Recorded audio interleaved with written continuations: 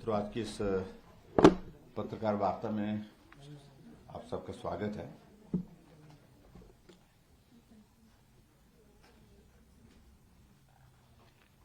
मुझे इस बात की खुशी है कि पिछले कल केंद्रीय मंत्रिमंडल की बैठक में हिमाचल से संबंधित एक बहुत महत्वपूर्ण निर्णय लिया गया है।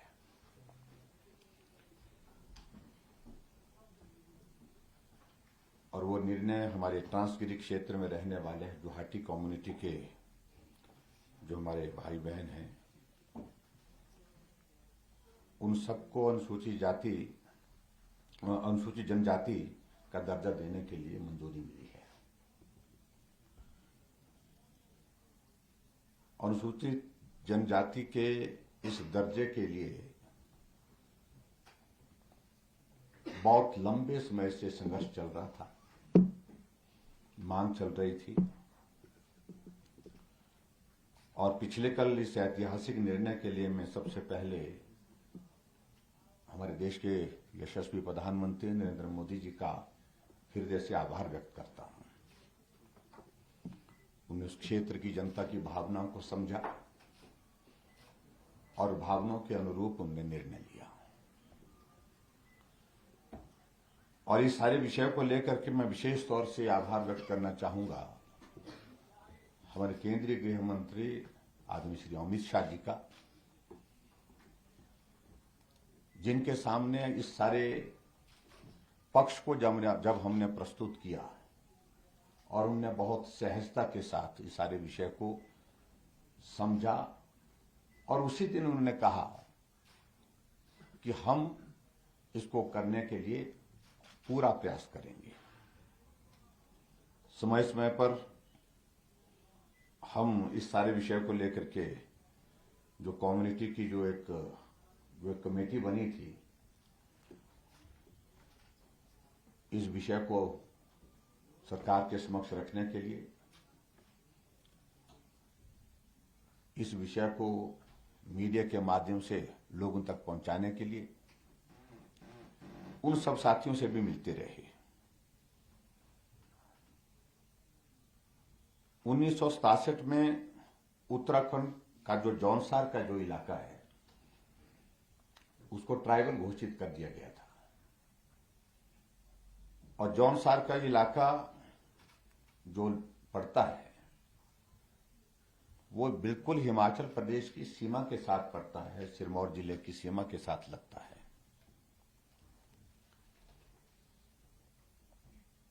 हमारे हिमाचल के बहुत सारे ऐसे परिवार हैं, आधा परिवार हिमाचल प्रदेश में इस तरफ रहता है, आधा परिवार उत्तराखंड में उस तरफ रहता है।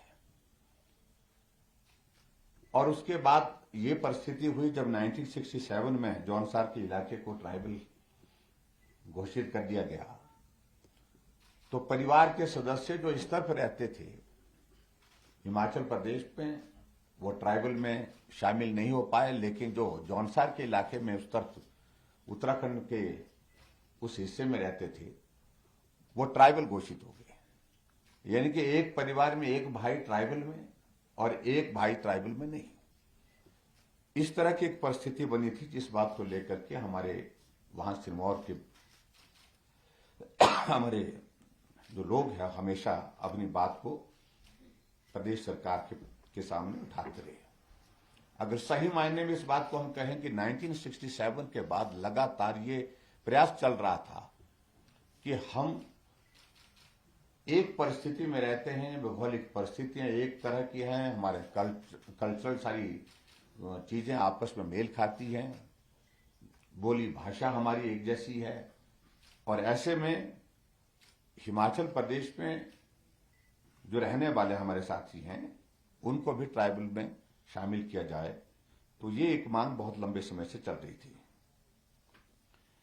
और अभी इस निर्णय के साथ मुझे इस बात की खुशी है कि इस फैसले से लगभग 1,60,000 के लोग जो इसमें लाभान्वित इसमें होंगे।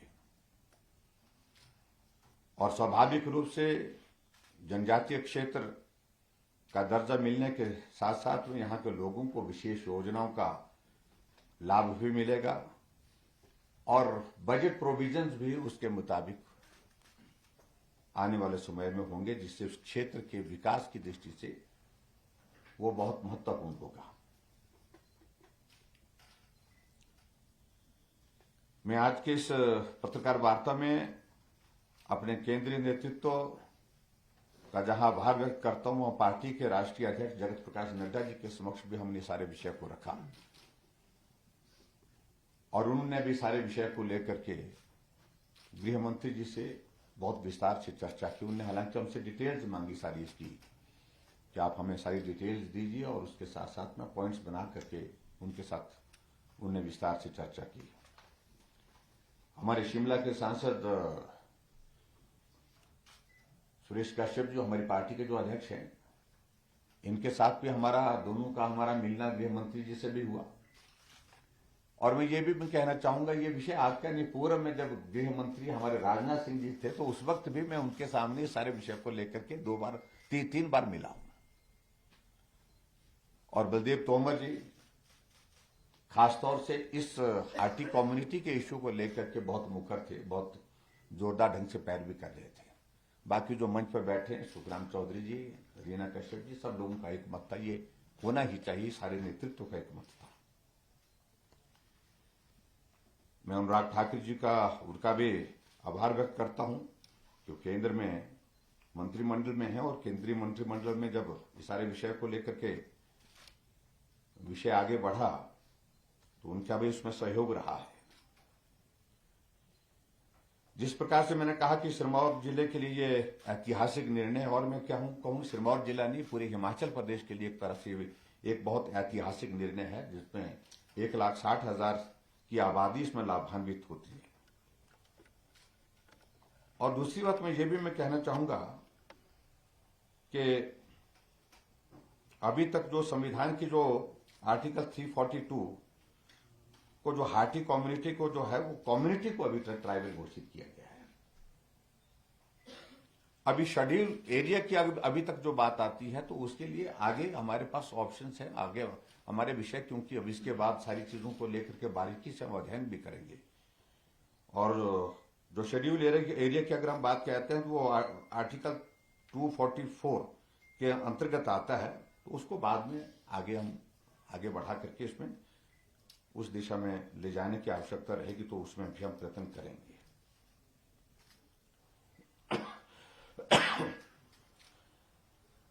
ये मैं जरूर कहना चाहूंगा कि जब हम डबल इंजन की सरकार का हम जिक्र करते हैं, तो स्वाभाविक रूप से उसके परिणाम अब हमारे सामने आ रहे हैं। चाहे हम बल्क ड्रग फार्मा पार्क की अगर बात करें, वो भी उसी का ही परिणाम है, और चाहे मेडिकल डिवाइस पार्क की अगर हम बात करें, वो भी उसी का एक पार्ट है। और कुछ लोगों का ये बार बार हमेशा ये कहना कि मोदी जी हिमाचल आते हैं, कई बार आ लिए, दिया कुछ नहीं। तो मोदी जी का खासतौर से काम करने का अपने एक तरीका है, एक अलग विजन है उनका, और उस दृष्टि से उन्होंने घोषणा किए बिना सारे काम जो हिमाचल की आवश्यकता है, हिमाचल की परिस्थिति के लिए जो आवश्यक है, उन सारी चीजों को समय समय पर वो करते जा रहे हैं। और हिमाचल के साथ मैंने जिस प्रकार से कहा कि उनके एक बहुत इमोशनल एक अटैचमेंट है, एक कनेक्ट है, इसलिए हिमाचल के विषय को बारीकी से वो सुनते हैं, और सुनते ही नहीं, वो समझते भी हैं।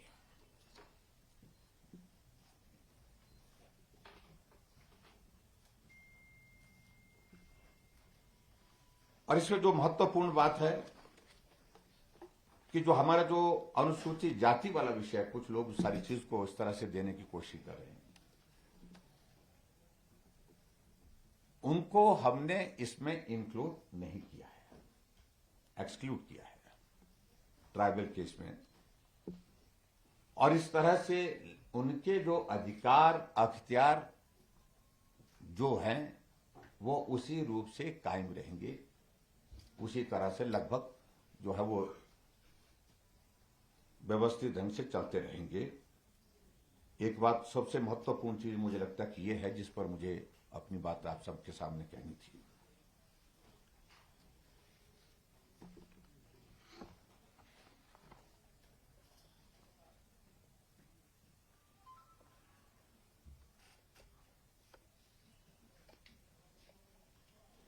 अगर मैं थोड़ा सा और डिटेल में इसमें मैं बताऊं तो उसमें मुझे 2-3 चीजों को लेकर के जरूर आपके सामने बात कहनी है।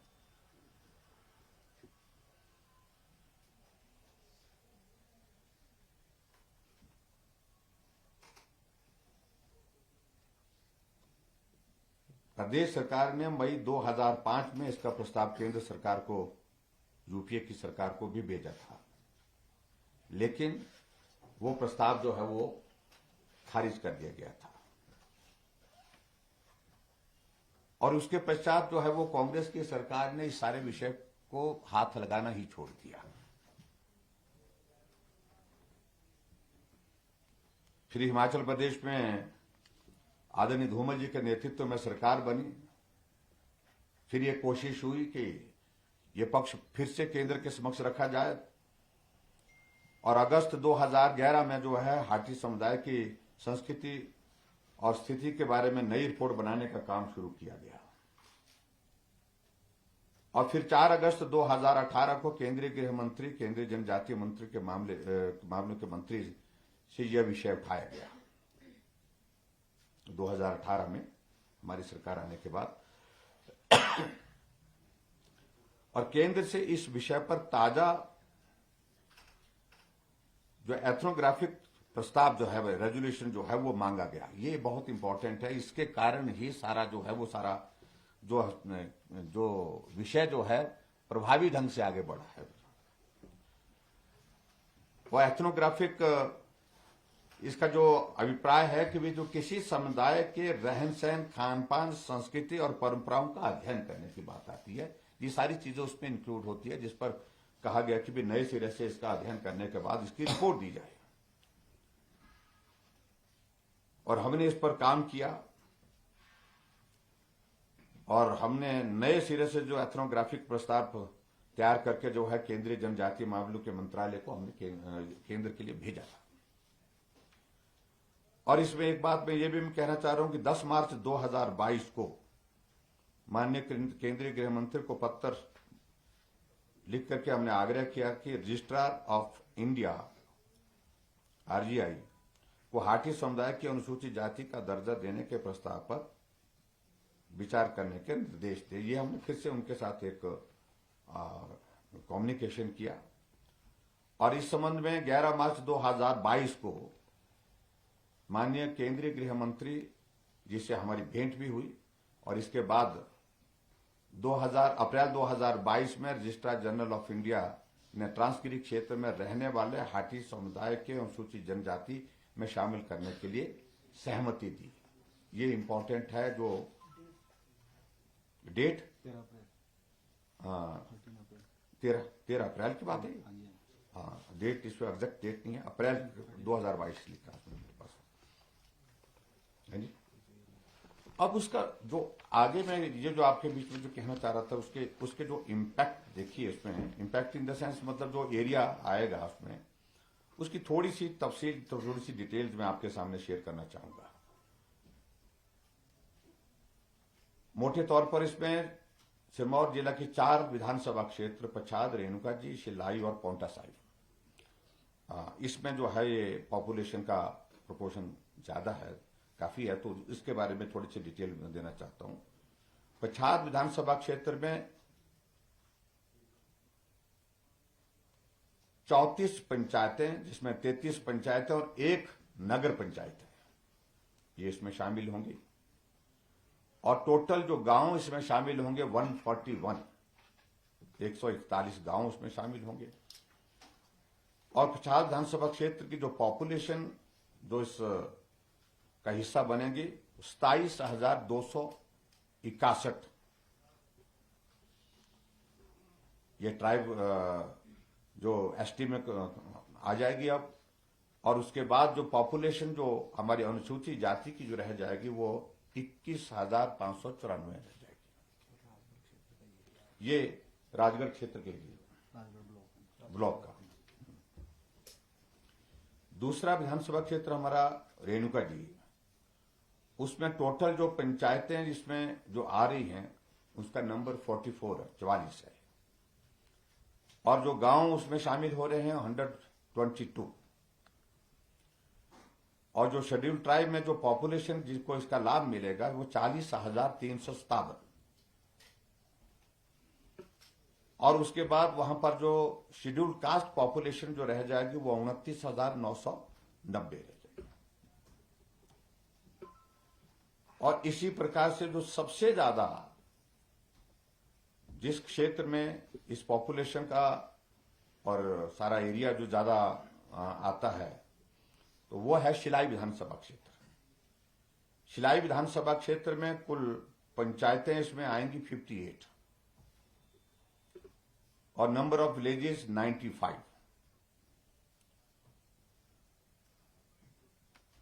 पॉपुलेशन जो इसमें बेनिफिशियरी होगी यानी कि बेनिफिट जिसको होगा वो पॉपुलेशन सभी विधानसभा क्षेत्र सभी इलाकों से सबसे ज्यादा है 66,775, 66,775। और उसके बाद शेड्यूल कास्ट पॉपुलेशन वहां पर बचती 30,456।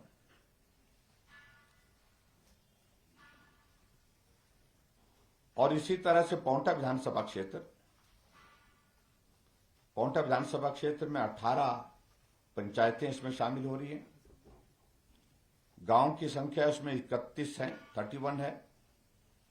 पॉपुलेशन जो इसमें शामिल होगी जिसको इसका बेनिफिट मिलेगा शेड्यूल ट्राइब का वो 25,323। और उसके पश्चात शेड्यूल कास्ट का जो नंबर जो रह जाता है 9,406। कुल मिलाकर के अगर सिरमौर डिस्ट्रिक्ट में टोटल नंबर हम इसमें पंचायतों का अगर हम जिक्र करें 154 total panchayat, total number of villages 389, total population जो इसमें जिसको बेनिफिट होगा इसका शेड्यूल ट्राइब का वो 1,59,716, 1,59,716। और इसके बाद जो हमारे अनुसूचित जाति का जो पॉपुलेशन रह जाता है वो 91,446 रह जाता है।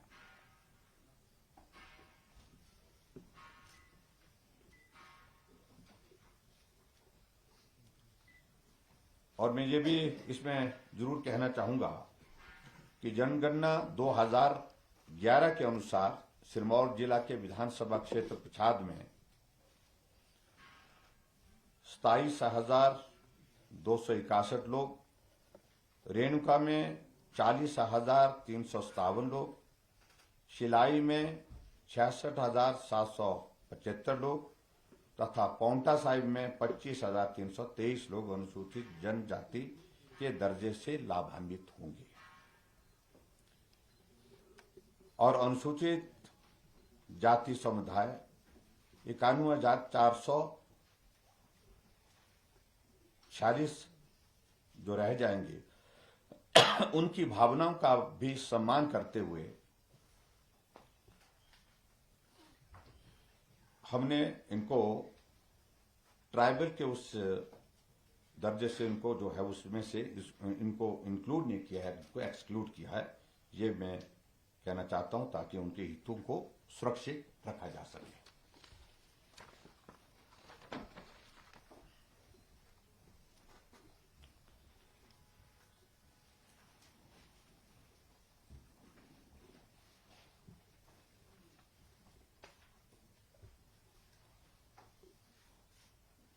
और वर्तमान सरकार द्वारा हमने डिटेल में मुझे लगता है कि सारे पॉइंट्स हमने बता दिए हैं इसमें, लेकिन फिर भी उसके बावजूद 2-3 चीजों में जरूर बताना चाहूंगा कि 4 अगस्त 2018 को हम केंद्रीय गृह मंत्री और केंद्रीय जनजातीय मंत्रालय के मंत्री से निवेदन किया कि सिरमौर जिले से ट्रांसगिरी इलाके में रहने वाले पूरे हाटी समुदाय को अनुसूचित जनजाति और पूरे ट्रांसगिरी क्षेत्र को अनुसूचित जनजाति घोषित किया जाए। 4 अगस्त 2018 जिसमें मैं व्यक्तिगत रूप से मिला था। 24 अक्टूबर 2018 को भारत सरकार के जनजातीय मामलों के मंत्रालय ने राज्य सरकार इस संबंध में पूर्ण एथनोग्राफिक स्टडी करके यथाशीघ्र प्रस्ताव भेजने को कहा था। और माननीय केंद्रीय गृह मंत्री ने 19 जून 2019 को हिमाचल प्रदेश के मुख्यमंत्री यानी के में जहां उनको मिलने के पश्चात उन्होंने हमें जवाब भेजा केंद्रीय गृह मंत्री 19 जून 2019 को, जिसमें कहा गया कि प्रस्ताव की पड़ताल करने के बाद उचित कार्रवाई करने की दिशा में हम आगे बढ़ रहे हैं। हाँ जी, कॉपी, हाँ ये मिल कॉपी में देता हूं, मैं एक बार पढ़ करके सुना देता हूं, फिर मैं आपको ही दे देता हूं। तो 2 मार्च 2021 को जनजातीय मामलों के मंत्रालय ने बताया कि ट्रांसगिरी क्षेत्र में 2011 की जनगणना के अनुसार अनुसूचित जनजाति की आबादी मात्र 0.20% है। ट्रांसगिरी को तभी अनुसूचित क्षेत्र घोषित किया जा सकता है जब यहां अनुसूचित जनजाति की आबादी 50% से अधिक हो। इस बात को लेकर के एक पत्र लिखा, जिसके कारण थोड़ा सा हमको लग रहा था कि कठिनाई आ गई है इस काम में। मंत्रालय ने आग्रह किया कि उसके बाद फिर दोबारा कि पहले हाटी समुदाय को जनजाति घोषित करने के लिए एथनोग्राफिक प्रपोजल भेजी जाए। अगर हाटी समुदाय जनजाति घोषित हो जाए तो उसके बाद ट्रांसगिरी को अनुसूचित क्षेत्र घोषित करने पर विचार किया जा सकता है।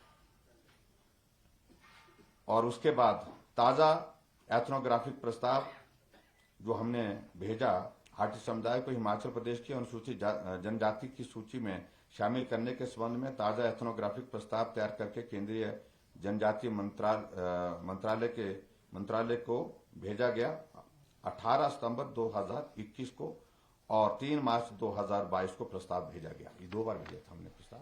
तो ये जानकारी में थोड़ा सा एक आपको डिटेल में जो पॉइंट्स जिस पर जो एफर्ट्स बार बार हुए।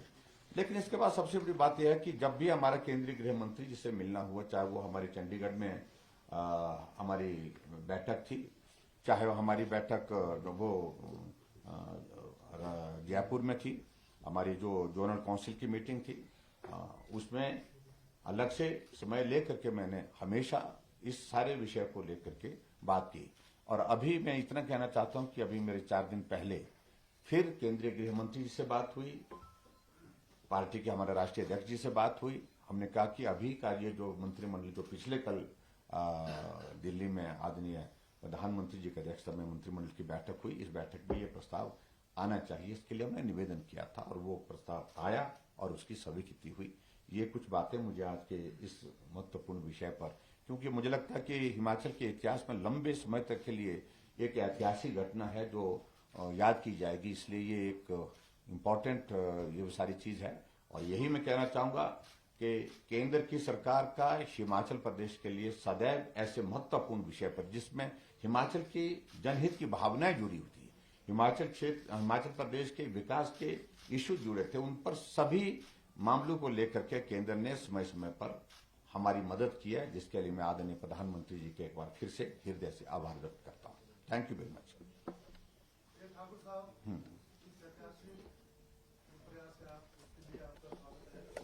पर ये एक बात और ये भी आ रही है कि जो इंदौर और लाहौल स्पीति में जो परसेंटेज मिल रही है, क्या ये परसेंटेज भी स्टार्टिंग यही मिलेगी उनको? नहीं, परसेंटेज मतलब रिजर्वेशन 4% है, 7% है वो। ये सारे देखिए जो कुछ आफ्टर इफेक्ट्स जो सारी चीजों को आएंगे उनको हम समय समय पर बैठ करके चर्चा करेंगे और उसके बाद जो वे आउट उसके निकलेंगे। लेकिन किसी के इसको हार्म करने का कोई लक्ष्य नहीं है। हम सब लोग मिलकर के इस क्षेत्र के एक इमोशनल इशू था, एक जायज मांग थी और उस मांग को पूरा करने की दृष्टि से हमारा एक भाव पूरा हुआ है। और इसके बाद अगले जो इश्यूज आएंगे जो आपने बताए उनको सॉर्ट आउट करेंगे। किस कास्ट के लोग हैं या कौन से एक्सक्लूड कर दिए गए हैं, कुछ ऐसा भी है? नहीं, फिलहाल तो जो एक चीज को लेकर के जो थोड़ी एक चिंता लग रही थी हमारे अनुसूचित जाति के भाई और बहनों को, उनको लग रहा था कि उनको भी उनका इंक्लूजन भी जो है वो ट्राइबल में हो जाएगा, तो उस कारण से उनके कुछ अधिकार अख्तियार जो है उस पर थोड़ी कठिनाई आ सकती है। तो हमने पहले से ही प्रस्ताव यहाँ से अलग तरह से भेजा था, बाद में भेजा था, जिसमें हमने कहा कि इनका इंक्लूजन इसमें नहीं किया जाए और इस तरह से नहीं किया गया। इसमें जो है जब भी हमने स्टडी कराई was it only limited to the Hati community?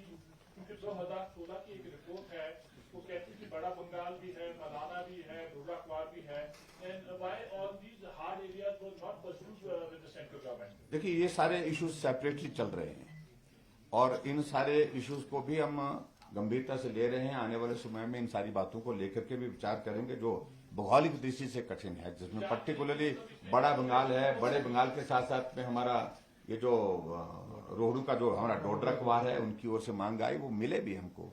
और यहाँ तक के चौपाल के लोगों ने भी प्रस्ताव दिए हैं। अब वो सारी चीजों को अध्ययन करने, क्योंकि ये प्रोसेस बहुत बड़ा कॉम्प्लिकेटेड होता है, बहुत लंबा प्रोसेस होता है, बहुत बारीकी से इसमें चीजें देखी जाती हैं और उसके बाद आगे बढ़ती हैं। तो उन सारी चीजों को अध्ययन करने के बाद आगे उस दिशा में हम प्रयत्नशील होंगे, जो मदद उनकी की जा सकती है। लेकिन आज तो फिलहाल जो एथनोग्राफिक स्टडी की अगर आप बात कर रहे हैं तो वो स्पेसिफिक हाटी से संबंधित थी। क्यों हाटी से संबंधित थी? स्पेसिफिक जी। सर, जो एट्रोसिटी एक्ट है क्या वो प्रभावी रहेगा जो एसटी के साथ करेगा, जो आपने कहा, इसके बारे में थोड़ा सा बताएं। देखो, हमने कहा कि अनुसूचित जाति जो है उसको हमने इसमें एक्सक्लूड किया है और अनुसूचित जाति और जनजाति दोनों अलग अलग सारी चीजें हो गई और उसमें मुझे लगता है कि अब इस तरह का विषय रहता नहीं, वहां पर सतही भी नहीं जाता है। इसमें सर जो इनिशियल इंफॉर्मेशन है, जो राजपूत कम्युनिटी है, उसमें खौश और कनेक्ट जो कास्ट है वो लिए गए हैं, और दूसरा जो ओबीसी है वो भाट और देती है। उनका जो पॉपुलेशन है ओबीसी का, दैट इज अराउंड 27% जो उनको बेनिफिट मिलता है। इसमें एप्रीहेंशन क्या है, that will come down to 7%। एक तो इसमें क्लैरिटी चाहिए सर। दूसरा एक ये है कि क्या इसको चुनाव से पहले आप यूनियन कैबिनेट में ऑर्डिनेंस लाने के लिए बात करेंगे? देखिए, इन सारी चीजों को लेकर के इसके जो इम्पैक्ट्स आएंगे और उससे कुछ चीजें इस तरह की जो बारीक जो इश्यूज जो हमारे ध्यान में आएंगे उसके लिए हम जो समय रहते जितनी भी हमारे पास गुंजाइश हो गई चुनाव से पहले उनको सॉर्ट आउट करने के लिए मैकेनिज्म डेवलप करेंगे। लेकिन फिलहाल तो हमारा प्रमुख मुद्दा जो ट्रांसगिरी के क्षेत्र को, ये ट्रांसगिरी क्षेत्र में रहने वाले जो हमारी भाटी कम्युनिटी का इशू था, उसका समाधान के लिए हमारी प्रायोरिटी थी और वो प्रायोरिटी हमारी पूरी हुई है। सर, मेरे दो सवाल हैं। फर्स्ट थिंग, आपने एससीज को बाहर रखा और आपने is it a move to lower the upper communities of Sirmaur? नहीं, देखिए एक इमोशनल इशू था और 1967 के बाद इस इशू को लेकर के लोगों ने आंदोलन किया। लोगों ने हमेशा मांग की कि हर सरकार में मांग की। और जब हिमाचल प्रदेश में हमारा बजट सत्र चल रहा था तो बजट सत्र के दौरान जो पूरी जो वहां की जो कमेटी इनके लिए बनाई गई थी, हाटी समिति, तो हाटी समिति के रिप्रेजेंटेटिव यहाँ हमसे मिलने के लिए समय मांगे और उनके साथ बैठे और लगभग 1 घंटा से ज्यादा उनके साथ हमारा बहुत डिटेल डिस्कशन हुआ सभी पक्ष को लेकर के। तो एक इमोशनल इशू था उस इलाके का और जरूरत भी थी वहां की परिस्थितियों को देखते हुए। इस दृष्टि से ये सब किया गया। इसको ऐसा नहीं उस तरह से मैं समझता हूँ कि किसी को लाभ देने या किसी को नुकसान पहुंचाने का कोई ऐसा नहीं है कि पर्टिकुलरली जिसकी मांग थी उनकी मांग को पूरा करने की दिशा से किया। दूसरा सवाल था कि 2027 में डिलिमिटेशन कमीशन आएगा, तो इस मूव का क्योंकि सिरमौर में 2 सीट्स अभी रिजर्व है currently, so will this move affect the delimitation in days to come? देखिए, इसके वो अभी 2026 का दौर उसको आने दीजिए। मुझे लगता है कि अभी आने वाले समय के बारे में ज्यादा कहना चाहिए। डिलिमिटेशन कमीशन किस तरह का व्यू लेता है इस पर। वैसे पॉपुलेशन का प्रोपोर्शन तो उस तरह से होता ही है क्योंकि वही बेस होता है। सही मायने में तो बेस तो वही होता है कि शेड्यूल्ड ट्राइब का पॉपुलेशन कितना है, शेड्यूल्ड कास्ट का पॉपुलेशन कितना है, उसी के आधार पर टोटल नंबर ऑफ सीट का जो है वो रिजर्वेशन होता है। तो उस सारी चीज को लेकर के तब की बात आप देखेंगे। लेकिन फिलहाल जो है वो सिर्फ इतनी ही बात है। चुनावों से पहले ये बहुत महत्वपूर्ण फैसला हुआ। लंबे ऐसे से इसकी मांग चल रही थी, सरकार भी काफी अच्छे तरीके से इसको केंद्र के सामने रख रही थी। आने वाले चुनाव में क्या लगता है इसका बेनिफिट भाजपा को मिलेगा? इसको मुद्दा से उठाया जाएगा, मुद्दा बना के उठाया जाएगा? और दूसरा, किन्नौर, लाहौल स्पीति, चंबा, पांगी, भरमौर, वो लोग कह रहे हैं कि उनके आरक्षण पर इसका असर पड़ेगा। डिवीजन होगा, उनका जो रक्षण का कोटा वो कम होगा। देखिए, बहुत मैं समझता हूं कि मैं आप सबसे भी इसमें सहयोग चाहूंगा। बहुत सारे कंफ्यूजन जानबूझ करके कुछ जगह क्रिएट करने के कुछ लोगों, क्योंकि हम चुनाव के करीब हैं, चुनाव के नजदीक है, इसलिए ऐसे प्रयत्न हो रहे हैं। और मेहरबानी करके इसमें कोई भी इस तरह का प्रोविजन नहीं है जिससे किसी की भावनाओं को चोट पहुंचाने की बात हुई है। एक इश्यू था, मैं इस बात को लेकर के सिर्फ इतनी कहना चाह रहा हूं। और इसमें सारी चीजें बहुत ठीक पर्सपेक्टिव में आगे बढ़ी है और पूरी दिशा जो उसको दी गई है, जिसमें सारी चीजों का उसमें ध्यान रखा गया है। और लेकिन मैं इतना जरूर मैं कहना चाहता हूं कि देखिए, हमारी सरकार ने कुछ एक केंद्र सरकार के समक्ष जो विषय उठाए थे, उन सारे विषयों में हमें सफलता हासिल हुई है। चाहे वो हमारे केंद्र सरकार से संबंधित जितने भी इश्यूज यहां से हम भेजते रहे, ये आसान नहीं था। ये इशू जो है बहुत लंबे समय से चल रहा था। और मैं ये भी कहना चाहता हूं, जो खासतौर से जिक्र बड़े लोगों का, छोटे लोगों का आजकल कुछ जगह कुछ लोग बड़े सार्वजनिक मंच से कर रहे हैं, तो बड़े ही लोग सब काम करते हैं ऐसा जरूरी नहीं है, कुछ काम छोटे लोग भी करते हैं। आपका ये इशू बहुत बड़ा इशू था, लेकिन छोटे लोगों ने किया ये। और उसके बाद दूसरी बात मैं ये भी कहना चाहता हूं, बल्क ड्रग फार्मा पार्क, जिसमें आने वाले समय में 20,000 लोगों के लिए रोजगार मिलेगा और लगभग 50,000 करोड़ रुपए की, जब वो मुकम्मल हो जाएगा, पूरा हो जाएगा, कंप्लीट हो जाएगा, तो उसका 50,000 करोड़ की एक्सपेक्टेड इन्वेस्टमेंट है वहां पर, और 10,000 लोगों को इनडायरेक्ट रोजगार मिलेगा। तो बड़े लोग नहीं कर पाए ऐसी चीजें, छोटे लोग भी करते हैं कई बार। अभी हाल ही में हमारा ये जो मेडिकल डिवाइस पार्क की अगर हम बात करें, तो वो भी सैंक्शन हो गया, उसकी भी प्रोसेस कंप्लीट हो गई। आगे बहुत जल्दी उसकी वो टेंडर की प्रक्रिया पूरी होने के बाद उसको भी आगे बढ़ाएंगे। तो ऐसे में बहुत सारी चीजों को लेकर के अटल टनल रोहतांग का जब पहला हमने रिव्यू लिया था चीफ मिनिस्टर बनने के बाद, तो 2024 की डेट दी थी उनने, 2024 में बन करके तैयार होगा, और वो 3 अक्टूबर 2020 को उसका इनॉग्रेशन हुआ है। तो ऐसी चीजों को लेकर के मैं सिर्फ इतना ही कहना चाह रहा हूं। और शिमला में और चाहे दूसरी जगह हम पूरी सारी चीजों को देखेंगे, अंग्रेजों के बाद टनल बनी थी कोई, अगर कोई टनल बनी है तो छोटे लोगों के दौरान बनी है, जो छोटे लोग काम करते हैं। धर्मशाला का रोपवे वाले भाग करके जा रहे थे, छोड़ करके जा रहे थे, एक स्थिति ऐसी बन गई थी। 207 करोड़ रुपए का प्रोजेक्ट, बोलते बस का नहीं है, हालात ऐसे हो गए। और अल्टीमेटली हमने कहा कि हम इसको करना है, हर हालत में करना है। उनके साथ मीटिंग हुई, सेटिंग हुई, उसके बाद वो प्रोजेक्ट बन करके तैयार हुआ। अभी हाल ही में हमको जो है 1200 करोड़ रुपए के जो है रोपवे के प्रोजेक्ट हिमाचल प्रदेश को संकित हुए। तो ऐसा नहीं है कि भाई जो बड़े बड़े लोग बार बार रहे हैं, उनसे वो अपने दिमाग में इन बातों को मेहरबानी करके निकालें, उतारें, और छोटे लोगों को काम करने का मौका मिला। छोटे लोगों के साथ काम करके मिल करके काम कर रहे हैं, और इसलिए हम इतना ही कह रहे हैं। तो रिवाज बदलने का काम भी छोटे लोग करेंगे इस बार। सर, क्या ये विडंबना नहीं है?